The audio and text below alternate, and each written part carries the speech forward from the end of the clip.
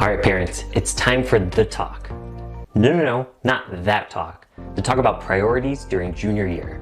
I've noticed that with our students in our SAT and ACT programs, even though the time commitment for students' daily practices is just 30 to 40 minutes per day, 5 days a week, students will skip days or even a whole week of practices because their school workload was heavy. Now, before I get accused of not valuing students' education, let me state for the record that I was a math and Spanish teacher for 8 years in both private and public schools. Go Highlanders. So I absolutely believe students should give their best effort in their classes. However, until their junior year, most students haven't been so busy that they just didn't have enough time in the day to get everything done. I get it.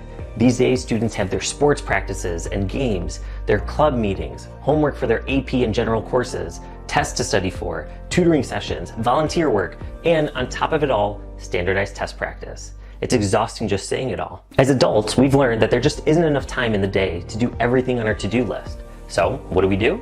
We prioritize. We do the things that are going to move the needle the most first, and learn to be okay with leaving some things unfinished in order to preserve our sanity and get enough sleep not to be running on fumes. Now you may be thinking, but now so many schools are test optional, right? Do the SAT and ACT really matter for their admission to universities? Unofficially, there's been a lot of talk that students who don't submit test scores are not given as high priority as those who do. But that's still just speculation. However, it is a fact that with many universities, merit-based scholarships are still tied to standardized test scores, not solely GPA. For example, here are Oakland University's merit-based scholarships. They range from $22,000 to $48,000 in scholarships, and all have an SAT or ACT requirement. To be fair, they do also have merit-based scholarship opportunities for students who don't submit standardized test scores. However, they range from $4,000 to $14,000, as much as a whopping $44,000 less than the scholarship opportunities that have standardized test score requirements. As another example, let's do a side-by-side comparison of Ferris State University's merit-based scholarship opportunities.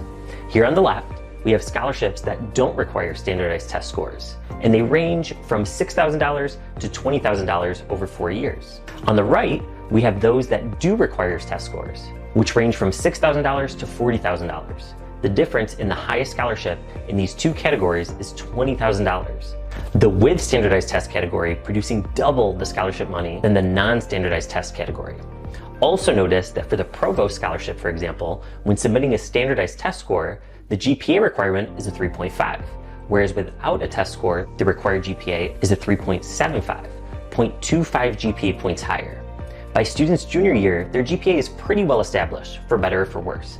So when they're completing a 10-week SAT or ACT program, what should be the priority?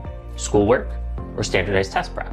Will doing their standardized test practice around midnight after they've completed all their homework for school produce quality test scores that will give them their best shot at not only admission into their desired university, but also scholarships so they don't spend their first several years of their career paying off their student loans?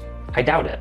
Or will 10 weeks of their coursework taking a slight hit in order to prioritize standardized test prep make their GPA plummet? Again, I don't think so. Whew. All right, we had the talk. It wasn't too painful, right? All right, parents, now it's your turn to have the talk with your child.